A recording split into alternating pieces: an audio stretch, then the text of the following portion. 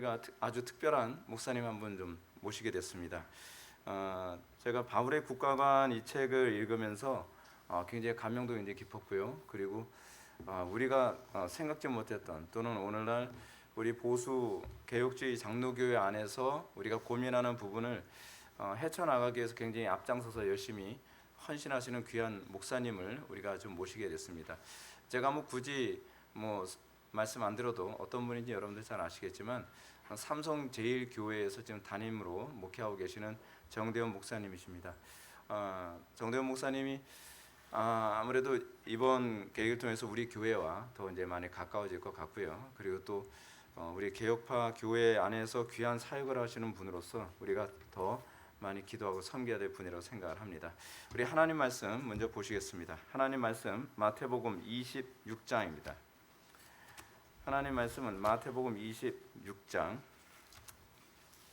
6절부터 16절까지의 말씀, 신약성경 45페이지입니다.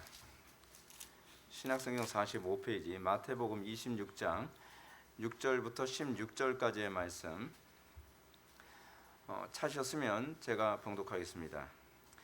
예수께서 베다니 나병 환자 시몬이 집에 계실 때에 한 여자가 매우 귀한 향유 한 옥합을 가지고 나와서 식사하시는 예수의 머리에 부으니 제자들이 보고 분개하여 이르되 무슨 의도로 이것을 허비하느냐, 이것을 비싼 값에 팔아 가난한 자들에게 줄 수 있었겠도다 하거늘 예수께서 하시고 그들에게 이르시되 너희가 어찌하여 이 여자를 괴롭게 하느냐, 그가 내게 좋은 일을 하였느니라. 가난한 자들은 항상 너희와 함께 있거니와 나는 항상 함께 있지 아니하리라.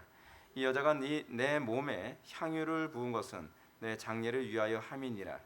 내가 진실로 너희에게 이르노니 온 천하에 어디서든지 이 복음이 전파되는 곳에서는 이 여자가 행한 일도 말하여 그를 기억하리라 하시니라. 그때 12 중의 하나인 가룟 유다라 하는 자가 대제사장들에게 가서 말하되 내가 예수를 너희에게 넘겨주리니 얼마나 주려느냐 하니 그들이 은 30을 달아 주거늘 그가 그때부터 예수를 넘겨줄 기회를 찾더라. 아멘. 이 시간은 삼성제일교회 담임 목사님이신 정대훈 목사님 나오셔서 예수의 머리에 향유를 붓는 사건과 가룟 유다의 반응이라는 제목으로 하나님 말씀 증거하도록 하겠습니다. 우리 박수로 환영해 주시기 바랍니다.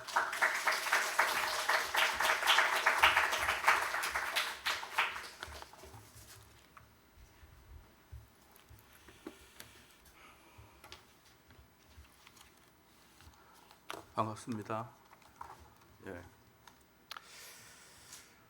처음 보는데 반갑겠습니까? 예. 그렇죠. 예. 그냥 하는 얘기죠. 참 귀한 교회에 와가지고 이렇게 설교를 하려고 하니까 잠을 설쳤어요. 예. 여기서 어떻게 설교를 하지? 그 유명한 우리 김민호 목사님 강단에서 어떻게 설교하지? 이런 생각. 여러분 그런 생각 해보셨나요? 소개팅 미팅 나갈 때 나보다 더 잘생긴 놈이랑 같은 나간 느낌 있잖아요. 그런 느낌. 그래서 이렇게 전혀 이렇게 뭐라 그럴까요? 의기가 꺾이는 그런 느낌 있잖아요. 그런 느낌이 좀 있다 그런 거예요. 많다는 아니고 좀 있다 그런 게. 참 저는 김민호 목사님이 이제 좋고요, 존경스럽고 그 다음에 김민호 목사님이 이 지역에서 또 한국교회에서 하고 있는 사역들을 너무나 잘 알고 있으니까 너무 귀한 분이라고 생각했고 언제 한번 이 교회도 한번 오고 싶다 이런 생각이 있는데 이렇게 급하게 오게 돼서 얼마나 감사한지 몰라요. 또 오늘도 오려고 하는데 우리 교인들이 여름인데 오는 게 싫어해요.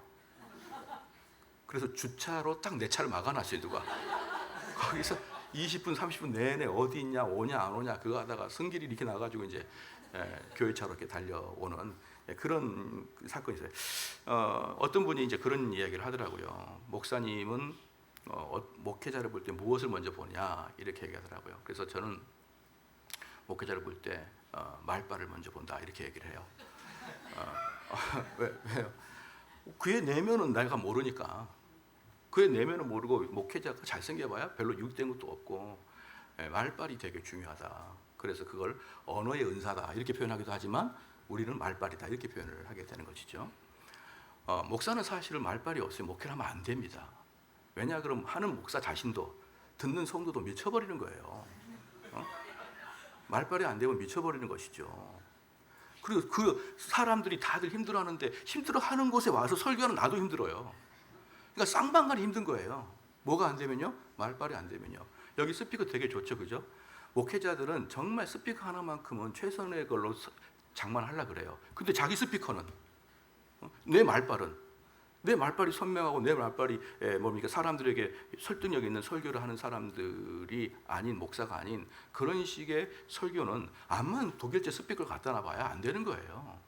그래서 저는 이 말빨을 되게 소중히 여기는데 왜 그러냐 그러면 하나님은 영이시잖아요. 하나님이 영이시기 때문에 그분은 만져지지도 않습니다. 느껴지지도 않아요. 냄새도 없어요. 하나님을 소개할 때 오직 하나님께서는 말로만 소개하도록 한 거예요. 예. 말로만 하나님을 소개하도록 하는 거예요. 하나님의 속성, 하나님의 신비, 하나님의 섭리, 이 모든 것들을 다른 것이 아니라 말로 설명하게끔, 전도에 미련하는 것을 하게끔 하나님은 그렇게 예정했기 때문에 말빨이 일단 안 되면 하나님을 정확하게 소개 못합니다, 여러분. 그래서 말빨이 중요한 거예요. 그런데 그 말빨이 우리 목사님이 참 탁월하시다라는 생각을 저는 계속 했었어요. 어떻게 저런 어려운 교리를 저렇게 잘 풀어낼까? 그리고 또 말빨이 중요한 게 뭐냐면 이렇게 말을 잘 풀어내는 것도 중요한데 말 언어가 선명해요. 저는 이런 분들을 A급 목사라고 표현을 해요. 그 내면은 몰라요. 내면에는 뭐가 들었는지 알 바는 몰라요. 그러나 외형적으로는 일단 이런 분들은 참 좋은 목사에 속하게 되는 것이고 좋은 목회를 할 수 있다. 그런 전제 조건을 깔고 있다. 그래서 이제 저는 막 후배들이 목사님 저 신학교 가고 싶어요. 언어가 안 되면 안 돼요. 너는 그거 안 돼. 너는 신학교 가지 말고 그냥 평신도로 있어야 돼. 제가 그렇게 이야기를 하거든요. 왜냐 그러면은 말로 하나님을 설명해야 되니까. 말로만. 그런 의미에서 우리 목사님은 정말 대단하신 목사님이다. 저도 말이 그렇게 떨어지진 않아요. 떨어지는 않는데 우리 목사님이 가끔 교리들 이렇게 해석하는 거 보면은 참 잘하신다라는 생각을 했어요. 그래서 이런 교회 와서 이렇게 설교한다니 긴장이 아니 될 수가 없었습니다. 그럼 오늘은 향유가 뭐 좀 서로는 됐죠. 저가 그런 사람이고 저를 이 정도 알려주면 저는 그냥 기죽었다 그걸 말해주고 싶은 거예요. 여러 가지 이야기하지만 결국 내가 기죽었다 이걸 이야기를 하면서 시작하는 거니까 그게 제 소개인 거예요.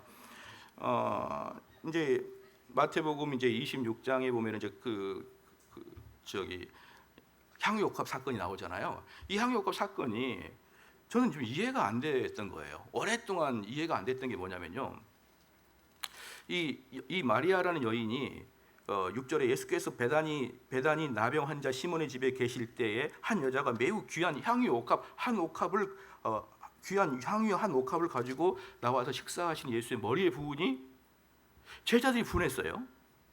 이래 무슨 의도로 너 이거 이렇게 허비하느냐 그랬거든요. 그러니까 예수님의 이 반응이 참 이해가 안 갔습니다. 예수께서 아시고 그들에게 이르시되 너희가 어찌하여 이 여자를 괴롭게 하느냐 그가 내게 좋은 일을 하였느니라. 여기까지는 이해하겠어요. 이 여인이 예수님 머리에 향유옥합을 부르는데 당연히 좋죠. 그게 값비싸서 좋은 게 아니라 이 여인의 마음이 어떤 건지 알기 때문에 좋은 거예요. 그러니까 예수님께서 왜 이 여인을 괴롭히느냐? 이 여인은 좋은 거 했다. 오케이, 저도 인정합니다. 그런데 11절 보십시오. 가난한 자들은 항상 너에게 함께 있거니와 나는 항상 함께 있지 아니하니라. 이것도 인정합니다.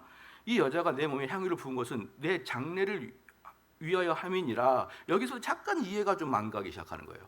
이 여인은 장례를 위한 건 아닌 것 같거든요. 우리 예수님이 내일 장례를 치를 건데 아니 내일 장례를 치를 것을 알면 이 여인은 벌써 신기가 있는 거죠. 신기가 약간 있는 거라고요. 응답 받는 정도 신기가 있는 거예요. 그래서 이 부분은 잠깐 제 이해가 안 됐지만 어쨌든 목사니까 이해를 하려고 노력을 했어요. 뭐 그럴 수 있겠다. 그럴 수 있다. 근데 13절이 진짜 이건 내가 이제 이해가 안 가는 거예요. 이 13 뭐냐면 내가 진실로 너에게 이르노니 온 천하에 어디서 이 복음이 전파되는 곳에 이 여자의 행한 일을 말해라고. 이건 너무 예수님이 너무 기분 좋아가지고 예를 들어서 우리 교회에 어떤 집사님이 우리 삼성제일교회라는 그 역사를 만드는데 어떤 집사님이 너무 정대원 목사가 좋아가지고 차를 한 대 딱 선물해줬어요. 그랬더니 정대 목사 너무 기분 좋아가지고 우리 역사에 이 여인이 차를 선물한 것을 항상 이야기해라. 예. 그러면 다른 사람들이 뭐라고 할까요? 아유, 목사님 정말 자기 사적인 기쁨을 자기가 사적인 기쁨을 저렇게 공적인 자리에다가 아예 못을 대못을 박아가지고 너희들이 이것을 전파할 때마다 이 여인이 했던 이야기를 이야기해라. 나 이 부분에서 바로 이해가 안 가는 거예요. 야, 예수님이 조금 힘들으셨나? 이 기간 동안 왜 힘드셨냐면요. 예수님께서는 바로 요 사건 이후에 이제 잡히시거든요. 잡히시고 제자들은 계속 정신머리가 없는 거예요. 그렇게 3년 동안 가르쳤는데 맨날 누가 더 크냐라고만 싸워요. 예. 지금 여기 담임 목사님이 내일 모레 죽게 생겼는데 누가 장로 될 거냐고 계속 싸운다고 생각해봐요. 그럼 어떻게 되겠습니까? 야, 내가 도대체 얘네들을 뭘로 키운 거냐 이런 생각 들지 않겠습니까? 예수님은 이제 곧 돌아가실 거예요. 근데 제자들은 네가 크냐 내가 크냐 너는 우의정 나는 영의정 그렇게 싸우는 계속 연속성 상에서 예수님께서 이 사건을 당한 거거든요. 그러니까 제자들은 자기들이 누가 크냐고 싸우는 중간에 예수님에게 머리에 향유벽을 불었으니 엄청 기분 좋고 위로가 됐다는 것 100번이고 1000번이고 이해한다 이 말이에요. 이해한다.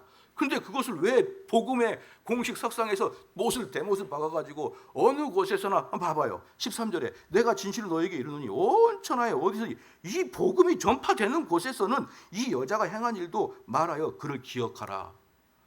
기억하라. 두 가지 있습니다. 뭡니까? 생찬식을 기억하라. 이거 기억하라는 거예요. 도대체 이 일이 뭔데? 이 일이 뭔데 예수님은 이 일을 이렇게 크게 기억하라 그랬느냐라고 하면서 오랫동안 제가 이해를 못했다 말이에요. 이게 우리 주님은 왜 이렇게 힘들으셨던 것 같다 그때. 그래서 너무 제자들이 속상해하니까 그 위로를 크게 받으셔가지고 시원한 해가라는 마음에서 하겠다. 그게 아니잖아요, 그죠? 우리 주님이 말씀하시는 것은 다 진리예요, 진리. 진리는 기독교에서 말하고 있는 진리는 뭐냐 그러면요, 우리의 구원과 관계되는 거예요.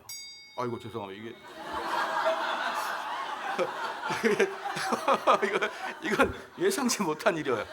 이건 너무 가까이 붙었어요. 이게 복음의 원리, 즉 구원과 연관되는 게 진리인 것이고 그것을 기억하라는 것이고 그걸 중요도를 해는 것이지. 괜히 자기한테 좀 잘했다거나 선한 일을 했다거나 덕스러운 일을 했다거나 그렇잖아요. 남이 하지 않는 대단한 헌신을 했다는 그게 아닌 거예요. 그건 아니에요. 이것은 복음과 연관되어 있고 진리와 연관되어 있기 때문에 이걸 기억하라고 하는 거예요. 그래서 이제 이 여인이 했던 거하고 그러면 이 여인이 이게 뭐냐면은 예수님께서 너무 기뻤던 게 뭐냐면요. 예수님이 베드로의 고백에도 기뻤지만 여기서 기뻤던 게 뭐냐면 예수님은 이 여인의 행위를 통해서 자기의 복음을 설명해낼 수가 있기 때문에 기뻤던 거예요. 자기의 복음을 설명해낼 수가 있었기 때문에 기뻤던 것입니다. 그러면 이 여인과 예수님의 공통점을 한번 얘기해 볼게요. 왜 예수님께서 이 여인을 그렇게 예뻐했는지 보면요. 첫 번째, 동기를 보라요. 동기를 보라는 것이죠. 이 여인은 이 마리아라는 여인은요, 순수한 사랑에서 예수님의 그 존재 자체를 좋아해요. 순수한 사랑에서 예수님 그 존재 자체를 좋아하고 예수님께서 그녀의 집에 오셔가지고 설교하고 기적을 일으키는 모든 것에서 예수님에게 완전히 반해버렸어요. 예수님의 가르침에 완전히 흠뻑 반했단 말이에요. 그래서 그 흠뻑 반한 것이 어떻게 표현되냐면 너무 존경하고 너무 사랑스럽게 변해버리는 것이죠. 그러니까 이렇게 너무 사랑하는 관계를 딱 돼버리면요, 어떤 일이 발생하냐면 나한테 가장 중요한 것을 주고 싶은 마음이 그냥 샘솟는 거예요. 그렇잖아요. 그래서 내가 가장 좋아하는 사람에게 나의 가장 좋은 것을 주지 않고는 견딜 수 없을 만큼의 그 어떤 가슴 벅참, 그게 지금 이 여인한테 있던 거죠. 근데 예수님은 뭐냐 그러면 예수님께서는요, 삼위일체 하나님으로서 하늘에 계실 때요, 이 땅에 내려올 이유가 없는 거죠. 근데 예수님께서는 이 땅의 사람들을 너무 사랑하는 나머지 이 땅의 사람들처럼 몸을 입고 오셔서 자기 몸을 향유 옥합처럼 깨버리지 않으면 견딜 수 없을 만큼 백성들을 사랑했다는 거예요. 그냥 예수님께서는 이걸 설명하고자 하는 거예요. 동기 자체가 나랑 똑같다는 거예요. 이 여인의 동기와 내가 이 땅에 내려오는 동기는 똑같은데 나는 너희들에게 와서 인간의 몸을 입고 너희들에게 내 몸을 깨뜨리지 않고서는 내가 하늘에 있을 수는 없다. 그래서 내가 이곳에 왔다는 것이죠. 그래서 예수님께서는 그것을 이제 이 여인을 통해서 그대로 이제 보여줬는데, 근데 문제는 뭐냐 그러면요, 많은 경우에 이 당시에 바리새인도 그랬고 서기관도 그랬고, 그리고 지금의 많이 좀 공부를 하는 사람들 중에서 어떤 일들이 발생하냐 그러면은 구속사나 구원론에 대해서 이론적으로는 대단히 많이 아는데 주님을 사랑하는 게 없는 거예요.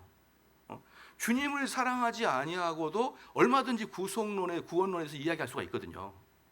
구원, 그러니까 제가 이번에 이제 미국을 가가지고 우리 어떤 분에게 이야기 들었는데, 미국에서 가장 큰 뭡니까 그 나무가 있었어요. 가장 오래된 나무가 있었는데 그 나무는 아브라함 시대 때부터 지금까지 있었다고 한다 그러더라고요. 근데 그걸 국가에서 도대체 이 나무가 몇 년 된 걸 연구하려고 어떤 대학교에서 이 나무가 수령을 좀 연구하자 그래서 잘라버렸대요. 그래서 죽었대. 그래서 그게 뉴스에 나고 난리가 났다는 거예요. 그래서 지금 두 번째 오래 살고 있는데 걔는 아무도 손 못 대게 지금 한다는데, 제일 큰 나무를 학자들이 그 수령과 이걸 연구하려고 딱 잘라보자 죽어났어요. 그러니까 이런 경우가 있지 않냐 이 말이에요. 우리는 하나님 말씀을 열심히 공부한다고 하는데 많은 사변, 많은 이론을 공부하다가 진정 예수님의 존재를 사랑하지 않고 넘어갈 수가 있지 않냐 이 말이에요. 그래서 지금 예수님께서는 지금 왜 이런 말씀을 하냐고 한번 봐보실까요?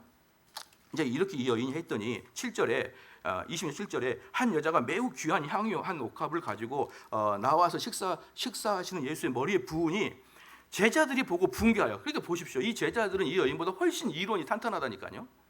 이 여인은 가끔 가다가 예수님에게 한마디씩 들어요. 근데 제자들은 3년 내내 따라다니면서 예수님의 이론, 구원론 다 들었을 거예요. 그런데 이 제자들에게는 없는 게 뭐예요? 예수님을 사랑하는 마음이 부족한 거예요.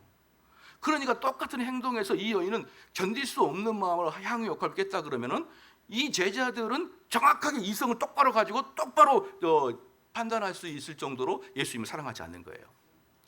여러분 이해가 되시죠? 이해가 안 되시는구나. 예. 우리 사모님이시죠?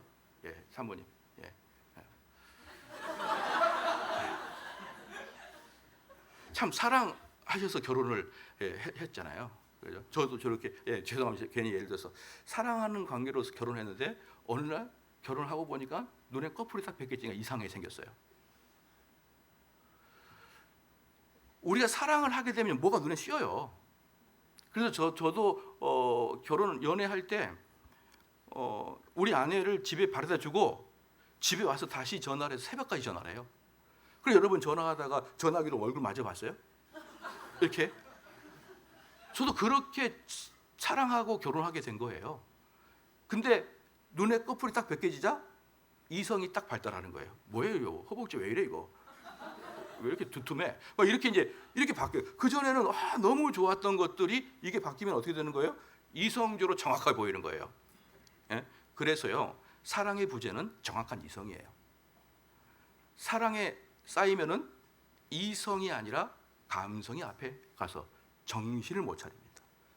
마리아는 주님께 정신을 못 차리고 향유옥합을 정확하게 깨뜨렸는데 제자들은 정신을 바짝 차리고 그 돈 가지고 가난하다 돕자 이거예요. 지금 예수님은 이걸 지적하고 있는 거예요. 너희들은 나랑 많이 다녀서 이론 알지만 너희들은 나 사랑하지 않아. 나 사랑하는 애는 마리아야. 근데 내가 여기 온 것은 이론적으로 온 게 아니라 너희들 사랑해서 내가 온 거야. 마리아랑 똑같은 마음으로 내가 온 거야. 그게 복음이야 이거예요. 두 번째는 사랑에 의해서 당연히 따라올 자기 희생입니다. 자기 희생이에요. 마가복음 14장 한번 봐볼게요. 마가복음 14장. 똑같은 내용이 이제 마가복음 14장에 있는데요. 마가복음 14장 이제 8절의 말씀 보면요. 8절 말씀은 그는 14장 8절 말씀에 그는 힘을 다하여 내 몸에 향유를 부어 내 장례를 미리 준비하였다 이렇게 말했거든요. 그는 힘을 다하여 내 몸에 향유를 부어 내 장례를 미리 준비했다. 여기서 힘을 다했다가 뭐냐면 두 렙돈 바친 여인에게서 힘을 다했던 것과 똑같아요. 두 렙돈 바친 여인이 힘을 다해서 바쳤듯이 이 마리아도 힘을 다해서 바쳤습니다. 이게 원어가 뭔지 압니까? 전재산이에요. 전재산. 그러니까 지금 마리아는 이 향유의 한 옥합이 대단히 비싼 건 맞아요. 대단히 비싼데 얼마나 비싸냐 그러면요. 요한복음 보면 그걸 300데나리온이라 이렇게 표현합니다. 300데나리온. 300데나리온은 뭐냐면 1년치 연봉 정도 됩니다. 하루가 1데나리온이 하루에 일당이니까. 그러니까 약 연봉을 그냥 거기다가 부어버렸던 것이죠. 그리고 우리나라로 말하면 대충 한번 칩시다. 한 4천만 원 정도 한꺼번에 거기다 부어버린 거예요. 그것도 다 그냥 한 번에 날린 거죠.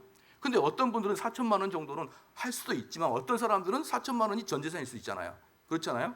근데 이 여인에게는 이 옥합이 전 재산이었습니다. 그걸 털어버렸습니다.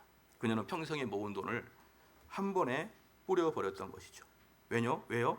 사랑의 대상에는 그렇게 안 하고는 못 베깁니다. 다 털어버리는 거예요. 이것처럼 우리 주님은 어떻습니까? 우리 주님은 너희를 위해서 내 걸 다 털어버리겠다는 거예요. 내 걸 다 털겠다. 예수님의 두 번째 원리는 자기 희생입니다. 내가 너희를 너무 사랑해서 내가 너희에게 안 올 수가 없을 만큼 내 마음이 아팠고 내가 너희들한테 와서는 내 온 것을 다 털어서 너희를 사겠다 이거예요. 여러분 그래서 우리는 이런 거 하잖아요.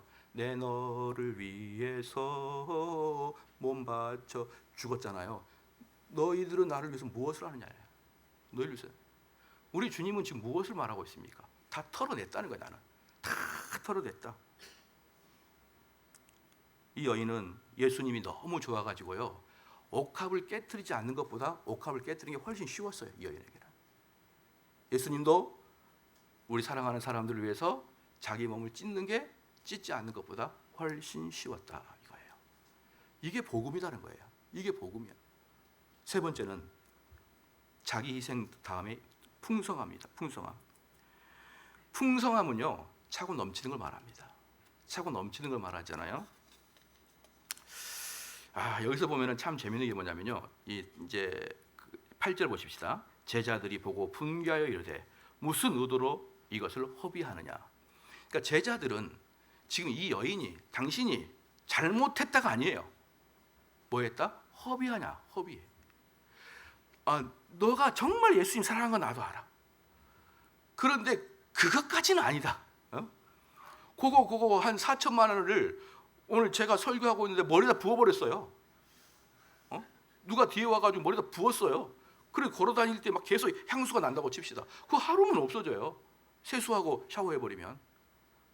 여러분 이거 어떻게 생각합니까? 차라리 그 돈 한 500만 원치만 하고 왜 500만 원 하나? 한 500만 원치 하고 나머지는 제 사례비로 주면 안 되나? 그러면 되잖아요. 한 몇백만 원치 하고 나머지는 세이브를 했다가 우리 사역에 쓰면 되잖아요. 그것은 누가 계산할 수 있다? 이성을 가진 사람이 계산할 수 있다. 근데 사랑의 눈이 멀어버린 사람은 풍성하게 부어버린 거예요. 풍성하게. 여러분 풍성하게 부어버립니다. 이걸 여러분들이 꼭 좀 기억해야 됩니다. 제자들은 결코 이 사람이 잘못했다고 말하지 않지만 과도했다 이렇게 표현하는데 예수님은 그렇지 않습니다. 이거예요. 제가 한번 물어볼게요, 여러분에게. 우리 예수님이 돌아가실 때 예수님 보혈의 피가 있잖아요. 그 보혈의 피가 유효하게 미칠 수 있는 사람은 하나님이 선택된 자밖에 없어요. 이해가 되시죠? 하나님이 나에게 주신 그 사람들을 위해서 예수님은 돌아가셨어요. 여러분 동의가 되시죠? 그러면 하나님이 선택하지 않는 이 세상의 사람들은 예수 그리스도의 피가 아무 의미가 없어요.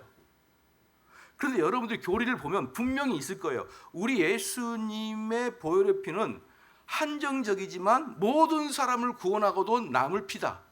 여러분 동의가 되십니까? 예수님의 피는 선택된 자만을 위한 것이지만 그 피의 양과 그 피의 결과물은 모든 사람이 믿어도 감당할 만큼이나 풍성했다고요. 예? 누구든지 주 예수를 믿으면 구원을 얻을 만큼이나 풍성했는데 실질적으로 예수님에게 효과적인 것은 뭐예요? 선택된 사람이에요. 여러분, 왜 예수님은 카운트 해가지고 선택된 사람의 피를 해서 쭉 흘리다가 로마 병정한테 됐다, 많이 나왔다, 아니 그렇게 해야 되는 거예요. 그 정도면 충분하다. 그 정도면 너무 많이 나왔다. 그거 저거 한 2,000명 더 나왔다. 몸처럼 이렇게 할 수 있잖아요. 왜? 정확하게 해니까. 우리 주님은 그 피를 헛되이 흘리면 안 되니까. 하나님이 정해준 사람에게만 효과를 내는 피를 흘려야 되는데 우리 예수님은 싹 쏟아버렸어요. 싹 쏟으면서 하나님이 정해준 사람뿐만 아니라 모든 인류를 차고도 넘칠 만큼이나 풍성하게 전해진 거 알고 있습니까? 여러분, 이게 바로 복음이에요. 복음은 따복 머리를 써가지고 딱딱 깍두기처럼 하는 게 아니에요. 풍성하게 하는 겁니다. 풍성하게. 한번 볼게요. 예수님께서는 예루살렘을 향해서 예루살렘아 예루살렘아 하고 울었습니다. 근데 그때가 예수님은 이제 얼마 후에 돌아가실 때고 사역이 거의 끝날 때인데 예루살렘아 예루살렘아 하고 울었어요. 근데 여러분 한번 물어볼게요. 그 예루살렘을 멸망받기로 작정된 곳이에요. 돌 위에 돌도 없어집니다. 그리고 거기 있는 사람 싹 다 지옥 갈 사람들이에요. 그렇죠? 근데 왜 그 사람 보고 울어요? 에너지 소비되게. 예수님은 그들이 뻔히 지옥 갈 걸 아는데. 바로 이것이 풍성함입니다. 그 사람이 죽을 걸 알고도, 그 사람이 선택되지 않는 걸 알고도 그 사람에서 울고 그 사람에게 복음을 전하고 그 사람에게 땀을 흘려야 되는 거예요. 이게 복음 전하는 자의 모습입니다. 그런데 아유 목사님, 홍길동 집사 가만히 보니까 선택된 것 같지가 않아요. 발에 먼지를 털어봅시다. 그건 아니에요. 제가 참 마음이 아팠던 사건이 하나 있었는데, 제가 아는 선교사님이 한 분 계시는데 아들이 20살 때 한국 이제 선교지에서 한국을 놀러 왔어요. 20살 때 온 가족이 오랜만에 한국에서 놀러 왔어요. 근데 딱 놀러 와서 몸이 아파서 제가 보니까 백혈병이네. 20살짜리가 등치도 크고 잘생긴 사람인데 그 즉시 병원에 들어가 가지고 그때부터 한 1년 반인가를 병치레하다가 결국은 돌아갔어요.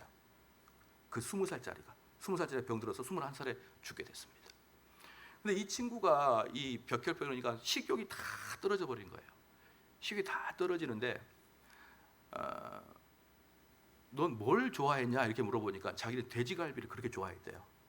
근데 애가 돼지갈비는 좋아하는데 식욕이 없으니까 돼지갈비 먹지를 못해요. 병원에서 나오지도 못하고. 근데 하루는 선교사님이 전화가 왔어요. 우리 아들이 오늘 상당히 몸이 괜찮아져서 병원에서 퇴원했다고. 그리고 이 아들이 돼지갈비를 먹고 싶어 한다고. 그래서 걔를 데리고 돼지갈비 갔더니 엄청 먹었습니다. 엄청 먹었어요. 뭐 이렇게 많이 먹나 정도로 엄청 먹었어요. 얘가 백혈병 맞나? 막 이럴 정도로 엄청 먹었습니다. 그리고 한 2주에 죽었어요. 2주에. 저는 너무너무 충격을 받았어요. 근데 이제 그리고 장례 다 끝나고 이제 묻어주고 그러니까 이제 화장하고 다 하고 정신이 좀 들어서 만났습니다. 그 선교사님. 근데 내 손을 잡고 엄청나게 감사하다 그래요. 내 손을 잡고 우리 아들이 마지막에 그렇게 맛있게 너 처음 봤다고. 그렇게 사줘서 감사하다고. 근데 여러분, 어차피 죽을 목숨인데 그걸 먹어야 되나요? 어차피 그걸 먹으나 안 먹으나 죽잖아요. 그럼 그걸 꼭 먹을 필요가 있나? 근데 사랑하는 사람은 그 육체가 허비가 되고 썩어져도 먹여줘야 돼요. 왜? 그게 풍성함이거든요. 그리고 그 아빠는, 선교사님은 그게 딱 머리에 가기 시켰어요. 우리 아들이 풍성하게 먹었던, 기쁘게 먹었던 돼지갈비가 딱 머리에 가기 시켰어요. 그리고 그때로부터 시간이 딱 멈춰요. 아버지는 그것만 생각하고 흐뭇해요. 근데 현실은 어때요? 육체는 없어요. 그렇죠? 이게 바로 주님의 풍성함입니다, 여러분. 아우, 저는 쓸모없어. 아유, 저는 선택된 것 같지 않아. 쟤는 불신자야. 쟤는 우리랑 신학이 달라. 여러분, 그런 사람도 우리 주님이 그 사람을 위해서 피를 흘렸다고요. 풍성하게 주님 흘렸는데 우리도 우리랑 다른 사람에게 풍성하게 대접해야 될 거 아니겠습니까? 이게 바로 예수님의 말씀인 겁니다. 그래서 우리 예수님께서 멸망받게 될 사람을 보고 울고 있었고요. 왜? 죽을 수밖에 없고 지옥 갈 수밖에 없는 사람을 위해서 울을 필요가 뭐가 있나요? 근데 우리 주님 울어요. 그런 사람을 보면서 울으신다고요. 택감받지 않은 사람 때문에 괴로워하고, 여러분 신앙생활 하게 되면서 여러분 부모님들이나 가족들이 바른 신앙을 갖고 있지 못하는 것이나 신앙생활을 하고 있지 않는 것에 얼마나 괴롭습니까? 그렇다 그러면 그 괴로움이 여러분 주변 사람들에게 전달돼야 되죠. 우리는 괴로워하는 것이에요. 우리 주님은 하나님 아버지가 당신에게 주신 자를 위해 돌아가셨지만 그 피값은 모든 사람에게 영향을 미치듯이 우리는 그렇게 됩니다. 그래서 예수님은 그러는 것이에요.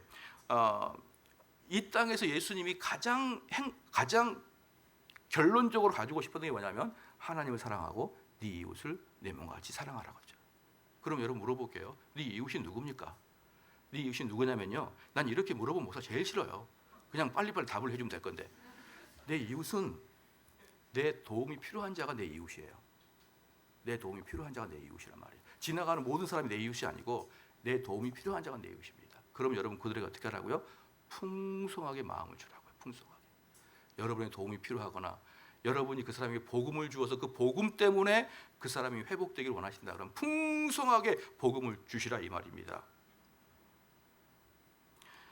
다윗은 또 이게 풍성함이 이렇게도 변합니다. 다윗은요 왕이었잖아요.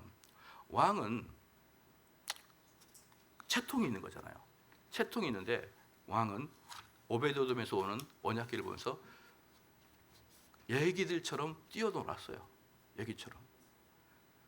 자기의 채통 다 버리고 남들이 보나 마나 주님 때문에 기뻐서 뛰었어요. 그게 풍성함이에요, 여러분. 그게 풍성함입니다. 풍성함은 내 마음도 되고 내 재물도 되고 내 시간도 되지만 또한 여러분들이 하나님 앞에서 말할 수 없이 기뻐하는 것, 그것도 풍성함입니다. 왜냐 그러면요, 나이가 들고 지위가 올라가게 되면 애헴하게 되거든요.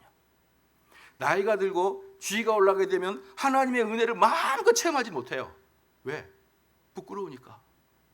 만약에 여러분 기도하다가 침을 질질질 흘리면서 눈물을 벌벌 떨면서 울고 기도하게 되면은 부끄러운데 누가 보면 어떡하지?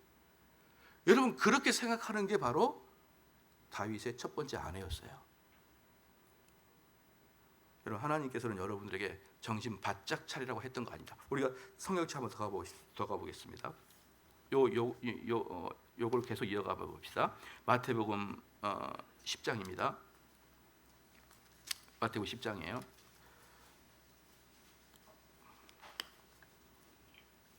10장 16절 한번 봐볼게요.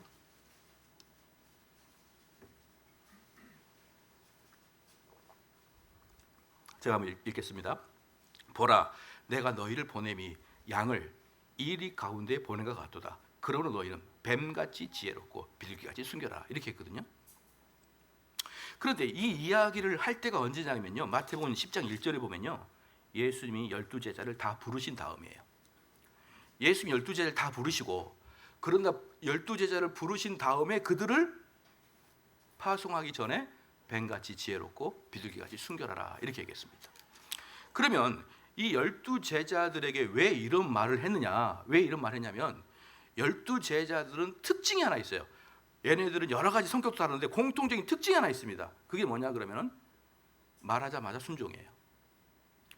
나를 따르라. 내 배를 버리고 따라요. 저는 그것을 오랫동안 그것도 이해를 못했어요. 아니 내가 지나가는데 어떤 사람이 한참 밥 먹고 있는데 지나가다가 어떤 양복 입고 지나가는 어르신이 나 밥 먹고 있는데 이봐 청년 나를 따라라. 밥 먹고 내 따라갈 수 있을까? 왜요? 나는 일단 이해가 안 갔어요. 왜 이들이 따랐나? 그런 것들은 이제 다음에 이제 제가 연구를 해가지고 이제 풀긴 했는데 또 하나 뭐냐면 우리 교인들한테 집사님 저희가 가서 저희 새 차 있자 새 차 주가 쓰시겠다 하라 저거 갖고 와 보세요. 그러면 과연 그 차를 줄까? 넌 누군데? 삼성제일교회 담임 목사님이 준대. 그 주가 쓰시겠답니다. 그 차 주세요. 안 될 것 같은데 이런 느낌들. 근데 이제 어쨌든 이 제자들은 특징이 예수님이 말하면 즉각 순종해요. 그렇기 때문에 이 제자들의 공통의 특징은요, 돌쇠 같습니다. 그냥 앞뒤 분간 안 하고 그럼 가는 거예요. 이런 사람이에요. 그런 사람들을 12명 모은 거예요.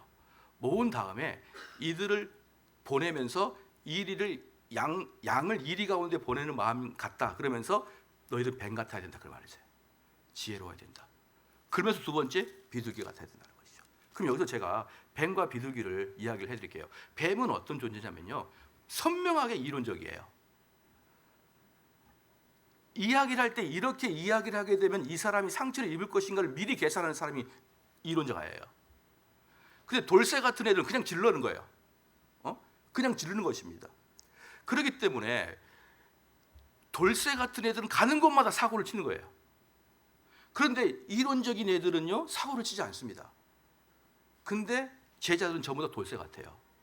그들에게 예수님이 첫 번째, 너희들은 뱀같이 이론가가 돼야 된다. 그리고 비둘기같이 순결해야 된다라고 했습니다. 그래서 비둘기는 뭐냐면 돌쇠 같은 게 비둘기예요. 돌쇠 같은 게 비둘기입니다. 뱀은 뭐라고요? 이론가고 다른 사람에게 상처를 주지 아니하고 모든 관계를 화합할 수 있는 선명한 이성을 가지고 있는 사람이에요. 그렇게 주님은 그들에게 이성과 돌쇠의 성기를 같이 가지라 그랬는데, 여기서 지금 제가 말씀드린 게 뭐냐면 선후가 중요합니다. 뭐가 선이고 뭐가 후냐? 돌쇠가 선이에요. 후는 뱀입니다. 이건 매우 중요한 건데요, 여러분이 선이 뱀이 되잖아요. 절대 돌쇠는 될 수가 없어요. 저는 여러분들에게 지금 말씀드리고 싶은 게 뭐냐 그러면요, 주님이 말씀하신다 그러면 무조건 하는 거예요. 그런 다음에 완전히 깨져봐야 돼요. 그러면은 뱀의 지혜가 생기는 거예요. 내가 교회에서 전도하라고 하니까 전도하면 될 거 아니에요. 그럼 평범하게 전도하면 되지 왜 무당을 전도하냐고요? 뭔가 이렇게 용기 백배 해가지고 무당을 전도하는 거예요.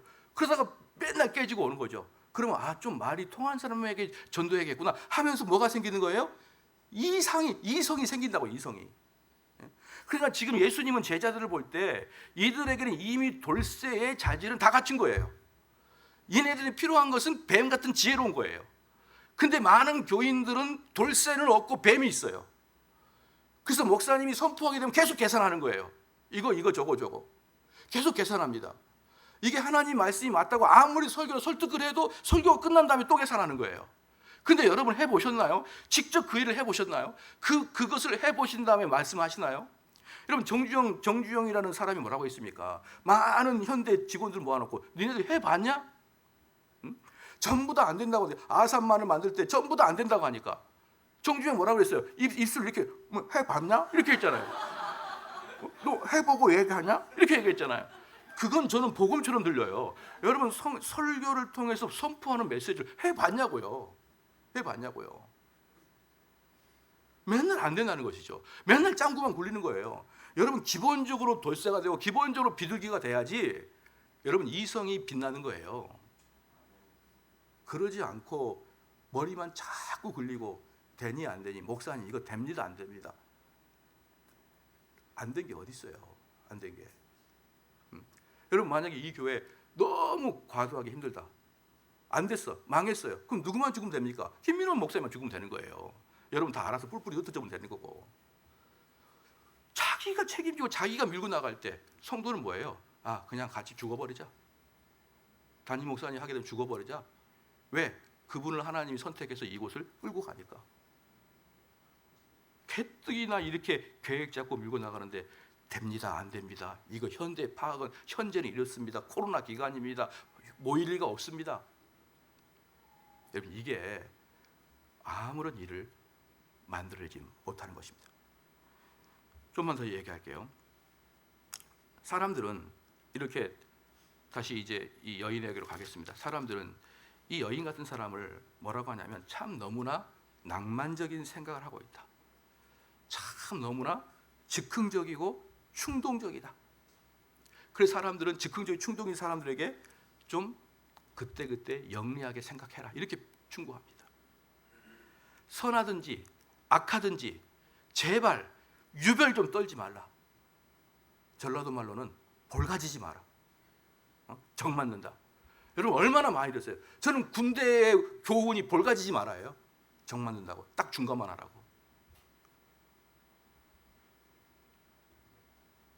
제가 이런 말씀을 좀 드려볼게요. 우리 주변에 있는 사람이 저를 충고한다고 교만하지 말고 자만하지 마십시오 이렇게 얘기합니다. 교만하지 말고 자만하지 마십시오. 근데 우리는 아이를 목욕시키다가 물을 버리면서 아이까지 같이 버리는 경우가 있어요. 그래서 교회에서 자꾸 교만하지 말라 그러니까 신앙의 위대하고 대담한 일을 못 해버릴 때가 있어요. 그게 교만과 약간 비슷해 보이거든요. 내가 하겠습니다. 목사님 내가 할게요. 이거 내가 처리하겠습니다. 이러면 사람들이 왜 교만해 보여요? 여러분 자꾸 교만과 자기를 드러내는 것을 자꾸 지적하다 보면은 뭐까지 사라져 버려요? 신앙의 영혼까지 사라져 버립니다.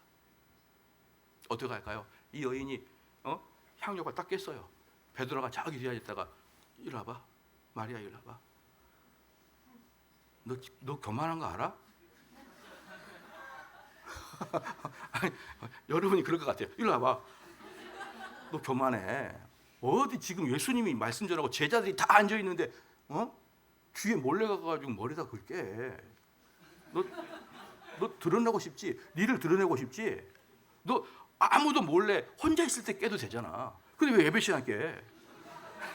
이렇게 할 수 있다. 이렇게 할 수 있다. 그러면은 영웅이 안 나타나요. 여러분, 영웅은 인간이 보기에 교만해 보여야 되는 것이에요. 그게 신앙의 영웅입니다. 누가 봐도 쟤는 교만해. 그런 사람들에게서 영웅이 나타납니다. 우리나라 축구가 왜 발전이 안 됩니까? 우리나라 축구는요. 야, 홍길동, 너 잘난 척하냐 지금? 너 좀 어디 좀 분데스리가에서 몇 번 차고 왔다고 잘난 척해? 팀플레이해, 팀플레이. 패스해. 그 남미 애들은 개인기합니다. 남미는 개인기예요. 그래서 브라질 축구 선수가 누가 그랬어요? 동양은 축구가 발전할 수 없는 게 팀플레이 때문에 그런다. 개인이 충분히 교만하게 자기 드리블을 할 수 있도록 해줘야 될 거 아니에요. 그런 다음에 팀이고 뭐고 이야기할 텐데 처음부터 중학생 때부터 팀플레이 이 교만한 놈, 잘난 척하는 놈, 어디 너 분데스가 리가 이놈, 그래. 네가 좀 외국물 먹고 왔다고 어디서 혀를 꼽으라. 이렇게 얘기를 하면서 버르장머리 없는 놈아 이렇게 해버리는 거예요. 제가 어학연수를 필리핀에 2개월 갔다 왔었거든요. 옛날에 30대 때. 근데 거기에 LA에서 태어난 놈이 왔어요. 필리핀 어학연수에. 내가 그래가지고 이해할 수가 없었던 거예요. 너 왜 왔냐? 그랬더니 LA에서 영어 하면은 꼴에 미국 왔다고 영어 쓰고 있어. 그래서 영어를 못한대요. 꼴에 미국 왔다고 어디 혀를 꼽으러? 이렇게 LA에서 그래가지고 자기 영어를 못 배워도 필리핀에 왔어요. 여러분 이게 우리는 교회에서 겸손과 그 자기 부인을 강조하다가 그만 무엇을 이룰 수 있습니까? 주께 헌신하고 주께 충성하겠다는 사람까지 버려버릴 수가 있다는 거예요. 여기서 보게 되면요, 얼마든지 제자들은 겸손한 모습이에요. 왜? 드러나지도 않고. 아이고 그 돈 가지고 있으면 가난한 사람 줄 텐데. 근데 이 여인은 크레이지 미쳐버렸어요. 사람들이 누가 봐도 교만해. 드러내는 거예요. 여러분 이게 바로 믿음의 영웅입니다. 영웅들은요 팀플레이 잘 못해요. 혼자 한 것이에요. 혼자 하는 것입니다. 그리고 저희 교회에서도 저는 가끔 그래요. 큰 교회 일을 앞두고 있을 때, 예를 들어서 뭐 건축 언급을 한다, 또는 예를 들어서 내가 선교사를 파송간다, 이럴 때 아내랑 상의하지 마라 그렇게 얘기해요. 예. 뭐든지 큰일을 할 때는 피할 사람이 두 종류가 있는데 아내하고 엄마예요. 이 둘은 영웅을 없애는 자들이에요. 아니 사모님은 안 그러실 것 같은데 우리 아내도 그래요. 그 둘하고 여러분은 상의를 했다가는 끝납니다. 여러분 봐보십시오. 예수님께서 어머니 붙잡고 어머니 나 십자가 져야 되는데요. 어머니 오늘 그 누룽지나 좀 끓여주세요. 저 내일은 십자가를 져야 됩니다. 어머니가 그 예수님이 신발을 숨겨버릴 거예요. 안 그래? 아 예수야 드디어 끝때가 왔구나. 네 일을 네가 하려구나. 그런 엄마가 어디 있어요? 응? 아내한테 여보 내가 이번에 큰일 해야 하는데 한 내가 1억 정도 해야 될 것 같아. 아내가 그러면 여보 참 잘 생각했네. 그런 아내가 어디 있어요? 그건 천사지 천사. 여러분 신앙의 영웅은 협의해서 하는 거 아니에요. 신앙의 순교자들이 누구랑 협의해서 순교합니까? 부모, 친척, 자기 아내, 자기 자녀? 어떻게 협의를 해서 순교를 합니까? 신앙의 영웅은 혼자 개인플레이 하는 거예요. 그리고 장렬하게 죽는 거예요. 여러분 이게 마리아의 모습이에요. 그렇기 때문에 예수님은 이 마리아의 모습을 크게 칭찬한 겁니다. 이게 바로 복음이야. 너희들이 구속에 대해서 엄청나게 이야기를 할 수가 있어. 너희들이 구속을 엄청나게 이야기할 수 있는데 중요한 건 뭐냐 그러면 진짜 사랑하냐 이 말이에요. 진짜 사랑하냐. 사랑하면은 방법은 다 나와요. 사랑하면 방법이 다 나옵니다, 여러분. 아무리 멀어도 사랑하는 사람 만나게 돼 있어요. 그러면 여기에서 이제 제자들의 반응과 예수 그 가룟 유다의 반응만 보고 제가 마치겠습니다. 이제 제자들은 그냥 일반적인 상식적인 가지고 아유 너무 아프다. 그걸 너무 비싼 걸 팔았다. 이렇게 이제 했던 것이고 여기서 가룟 유다는 요한복음으로 한번 가볼게요. 요한복음 13장 가겠습니다. 요한복음 13장.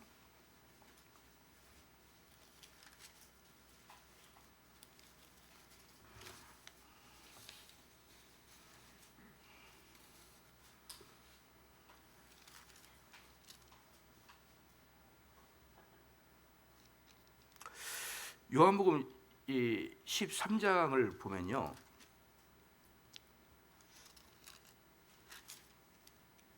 아, 12장을 볼게요. 죄송합니다. 12장을 보면요. 12장 보십시다. 12장을 보면은요. 향유 옥합 사건이 나오죠. 12장에. 그래서 12절 볼게요. 거기서 예수를 위하여 잔치할세 마르다는 일을 하고 나사로는 예수와 함께 앉은 중에 마리아는 지극히 비싼 향유고 순전한 나드 한 근을 가져다가 예수의 발에 붓고 자기 머리털로 그 발을 닦으니 향유 냄새가 집에 가득하니라. 제자 중에 하나로서 예수를 잡아 줄 가룟 유다가 말하되 이 향유를 어찌하여 300데나리온에 팔아 가난한 자들에게 주지 아니하느냐. 이렇게 말하면 가난한 자들을 생각함이 아니라 그런 도둑이라 돈깨를 맞고 거기에 넣은 것을 훔쳐갑니다. 가룟 유다는 어떤 자였냐면 회계였는데 그 회계에서 자꾸 조금씩 훔쳐가는 애였어요. 그러니까 예수님께서 때에 맞게 야 회계 검열하라. 우리 1년에 한 번씩 공동의회에서 얼마 썼는지 결의하고 그렇게 안 했던 것 같아요. 그러니까 가룟 유다가 계속적으로 돈을 얼마나 썼는데 그 여인이 그렇게 하는 걸 보고 가룟 유다가 그거 다 하지 말고 차라리 그걸 헌금해가지고 어디다가 돈깨에 넣어놓으면 그걸로 가난한 자를 주면 얼마나 좋겠냐 하면서 속으로는 어때요? 그것을 빼다가 쓰고자 하는 마음이 있었던 거예요. 그런데 여기서 중요한 것은 뭐냐면 가룟 유다는요 돈 때문에 예수님 판 거 아니에요. 왜? 가룟 유다는 은 30을 던져버렸거든요. 예수님 밀고 해가지고 받은 돈을 던져버렸어요. 가룟 유다는. 그리고 예수님 때문에 돈을 벌라 그러면요 예수님 파는 것보다 예수님을 계속 설교시켜가지고 들어온 헌금 가지고 계속 빼는 게 훨씬 더 많은 돈을 받아갈 수가 있는 거예요. 여러분 그거 안 떠올라요? 그런 지식이? 황금배를 가르지 말고 황금배를 계속 오리알을 낳게 하는 거예요. 그럼 계속 따먹으면 되잖아요. 그러니까 가룟 유다는 예수님이 돈 때문에 팔려고 하는 게 아니고 예수님 미웠던 거예요. 예수님 미웠던 겁니다. 그러니까 가룟 유다는 점점 처음에 가룟 유다가 예수님을 따라다닐 때는요, 전심을 다해서 예수님을 따랐어요. 근데 예수님을 따랐을 때 자기도 한 자리를 줄 줄 알았어요. 근데 한 자리를 주기는 그냥 자꾸 죽는다 그러고 떠난다 그러고 너희들끼리 나가라 그러고 자꾸 그러면서 그럼 내 인생은 뭐야? 이런 마음이 드는데 향유옥합을 깰 때 예수님이 그것을 땀뿍 받을 때 가룟 유다 마음속에 미움이 싹 들어온 거예요. 여러분 한번 상식적으로 그러지 않을까요? 여기 있는 목사 다 같이 고생했어요. 다 같이 고생했는데,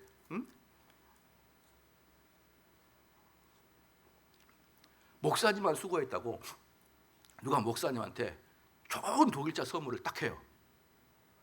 그런데 목사님이 이런 건 팔아가지고 가난한 자 줘 이렇게 아니라 너무 좋아하면서 헬레벨레 하면서 와 하나님 주신 축복이네 막 이러면서 그 외제차를 딱 받았어요. 그럼 여기에서 한 명이라도 마음이 안 좋은 사람이 있을 거예요. 자기만 고생했나? 저렇게 맨날 우리한테 말할 때는 가난한 자를 도우라, 연약한 자를 도우라 그렇게 하더니 진짜 큰 선물을 주니까 뒤도 안 돌아보고 훌렁 다 드셔버리네? 내가 알고 있는 예수님이 아니네? 내가 알고 있는 목사님이 아니네? 나는 저런 목사님 내가 따른 바가 아닌데? 이러면서 미움이 싹 든 겁니다. 그 증거가 뭐냐면요, 그 즉시 봐봅시다. 계속 읽어볼게요. 제가 요한복음 12장입니다. 7절 예수께서 이르시되 그를 가만두어 나의 장래할 날을 위하여 그것을 간직하게 하라라고 했어요. 그러니까 막 사람들이 투덜거리는데 가룟 유다도 막 투덜거렸어요. 막 운송물했습니다. 그래서 예수님께서 그거 그만하라, 그만 쑥덕거려라. 저 여자는 나를 위해서 좋은 일을 했다 이렇게 말합니다. 8절에 가난한 자들은 항상 너희와 함께 있거니와 나는 항상 있지 아니라 하시니라. 유대의 큰 무리가 예수에게 여기 계신 줄 알고 오니 이를 예수만 보기 위함이요 죽은 자 가운데 살리신 나사로 함께 보려 함이라. 이렇게 모여 있거든요. 그런데 이때 가룟 유다는 이제 마지막 그 잔치를 하면서 떠나갑니다. 떠나갈 때 자기 스스로 고소를 하러 갑니다.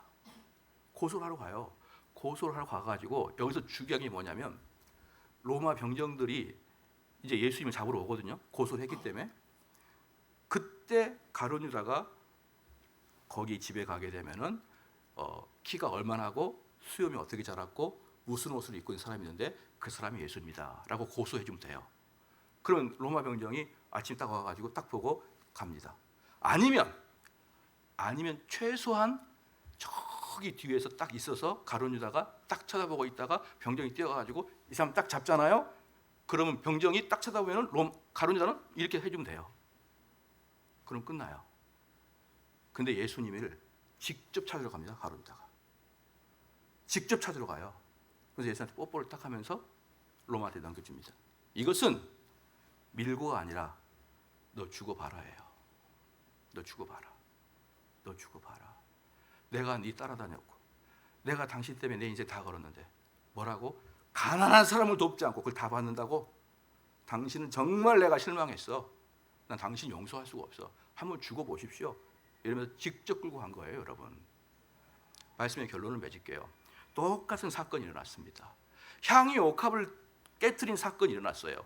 근데 한 여인은 말할 수 없이 감동과 감화, 너무너무 흥분된 상태에서 주님에게 모든 걸 바치고 싶은 마음으로 죽게 드린 거예요. 근데 아주 이성적인 사람들은요, 왜 저래? 왜 저렇게 잘난 척해? 왜 저는 미친 것 같아? 거기다가 가룟 유다는 그걸 보고 미워해요. 참 잘났네. 누구만 고생하고 아주 영광은 자기가 다 혼자 받는구만. 이런 세 명의 마음으로 갈라집니다. 바로 거기에 천국 백성과 지옥 백성이 나눠지는 거예요. 여러분, 거기서 천국 백성과 지옥 백성이 나눠집니다. 저는 이렇게 말을 합니다. 똑같은 설교를 들었는데 저희 교회는 그런 경우가 많아요. 저 목사님 또 나 욕하네. 어떤 성도들은요, 어머, 목사님이 내 속을 뚫어보시네. 성령이 나에게 말씀하시네. 이렇게 표현하는 거 하면, 어떤 사람은 어머, 저거 놔두라고 하는 소리네. 저 인간 배기 싫어. 이렇게 됩니다. 여러분, 제가 지금까지 수많은 사람을 오고 가고 했지만 일단 목회자를 미워하는 사람은 오래가지 못하고 떠납니다. 근데 그 마귀가 준 생각이에요. 마귀가 가로내 준 생각입니다. 제가 여러분에게 이렇게 꼭 말씀드릴게요. 신앙생활이라는 것은요, 신앙생활은 공리주의가 아니에요. 공리주의는 뭐냐면 만인에게 만인의 행복이에요. 모든 사람이 가장 행복할 수 있는 거예요. 이건 공리주의입니다. 근데 신앙은 아니에요. 나 혼자 우뚝이에요. 내가 하나님께 하겠어요. 모든 사람이 균등하게, 모든 사람이 균형 있게 행복한 게 아니라 내가 미쳐서 하나님께 달려가는 거예요. 여러분 믿으십니까? 이게 신앙이고 이게 영웅이에요. 그래서요, 이렇게 말씀드리면 좀 죄송합니다만은요, 진짜 신앙인은요, 거룩한 이상향을 살아가는 거예요. 나는 교회가 이런 교회가 됐으면 좋겠다. 나는 한국교회가 이렇게 한국교회가 됐으면 좋겠다. 저도 꿈이 있거든요. 꿈이 있어요. 나는 이런 교회가 되고 싶어. 내가 목회할 때 이런 교회를 만들어 놓고 싶어요. 근데 그 꿈을 내가 우리 아내한테 얘기하잖아요. 아내는 이렇게, 돈이 있어? 돈이 있어요? 여러분, 왜 현대 신앙에는 옛날처럼 영웅이 없는 줄 알아요? 전부 다 공리주의가 들어가서 그래요. 신앙에 영웅심이 없어요. 신앙에 미쳐버리지 않아요. 신앙 때문에 울지 않는다고요. 죽어가는 저 사람 보고 통곡하지 않아요. 그런데 어떻게 영웅이 나와요? 영웅은 그런 사람이 영웅이에요. 근데 너무나 많은 교인들이 뱀처럼 지혜로워가지고 엄청나게 하나님의 말씀을 쏟아 부어도 자기 기준에 딱 넘어서질 않아요. 그리고 자기가 신앙을 잘한다고 생각합니다. 그런데 저는 우리 성도에게 꼭 말씀드리고 싶은 것은 같은 현장에서 하나님의 영웅 마리아가 있었고, 일반적인 사람 11제자가 있었고, 지옥 백성 가룟유다가 있었어요. 근데 똑같은 사건에 완전히 다른 방향. 그럼 이걸 두려워해야 됩니다. 그래서 저는 우리 성도들이 정말 그런 것 같아요. 하나님 말씀을 전하는 목회자들이 다 잘할 수는 있는 건 아니에요. 다 잘할 수 있는 건 아닌데, 때로는 목회자의 이야기가 어떤 사람의 마음을 콕 찍어서 그 마음을 아프게 하고 그 사람이 서운할 때가 있을 거예요. 그거 계속 키우면 가룟유다 됩니다. 가룟유다 되는 거예요. 그거 빨리 하나님께 해결하고, 그리고 하나님, 나를 통하여 하나님의 거대한 일을 하옵소서예요. 할렐루야. 이게 아름다운 교회죠. 그래서 저는 이 회복의 교회가 역사도 그래도 좀 됐잖아요. 됐고, 많은 한국 교회, 저는 깜짝 놀랐어요. 나가서 좀 목사님 만나고 성도 만나가지고 저보고 무슨 사역하냐고 이렇게 물으면은 저는 개혁주의하고 청교도하고 이럽니다 이렇게 이야기하잖아요. 그럼 처음에 김민호 목사님 아세요? 물어봐요. 알아요. 네. 왜 나랑 이야기지 왜 김민호 목사를 들면 어떻게 생각합니까, 여러분? 기분이 안 좋아요. 기분이 안 좋다고. 안다고 아는데 왜 그러시냐고. 그러면 이제 그분들이 이제 나는 김민호 목사님 듣고 체계를 잘 잡고 있습니다. 그러면 내 것도 좀 들어주세요. 나도 다 있어요. 다 있어요. 그러면 그러세요. 예의로. 예. 이런 훌륭한 목사님의 교회잖아요. 그러면 정말 이 교회가 더 아름다운 소문이 나야 돼요. 더 아름다운 소문이 나야 되고, 그리고 여러분도 그렇게 하고 있지만 이 교회에서 신앙의 거목들이 나와야 돼요. 예. 목사님이 아니라 신앙의 거목들이 성도 중에 나와야 된단 말이에요. 그래야 정말 개혁교회가 이렇게 가는구나. 개혁교회라는 것은 이렇게 서로 옳다 그르다 싸우고 뜯는 게 아니라 진짜 하나님을 사랑하는 사람이 모이는 곳이 개혁교회구나라는 것이 소문이 된다. 그러면 여러분, 신학생들 중에 왜 개혁주의를 안 하겠어요? 다 하죠. 근데 개혁주의 한다 그러면 못 살겠어. 개혁주의 목사님 만나면 교인이 다 떠났어요. 아무도 안 와요. 월세 내기도 힘들어요. 아내까지 떠날 것만 같아요. 막 이렇게 돼버리면 누가 후배가 개혁주를 하냐고요. 그래서 저는 이렇게 이왕 앞서가는 교회가 좀 본을 보여야 된다라고 생각합니다. 기도하시겠습니다.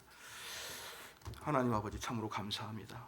주께서 마리아와 가룟유다를 통하여 우리에게 선명하게 천국 백성과 지옥 백성, 복음의 원리와 지옥의 원리를 보여준 걸 참으로 감사드리옵나이다. 하나님 아버지여, 혹여라도 우리에게 가룟유다와 같은 성향이 있지 아니하도록 하나님 지켜 보호하여 주시옵소서.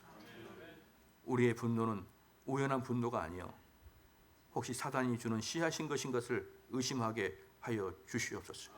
하나님 아버지여, 마리아처럼 신앙에 영웅되게 하여 주시옵고 내가 주님께 받은 은혜 때문에 내 모든 걸 드려도 아깝지 않은 그런 영웅 나오도록 역사하여 주시옵소서.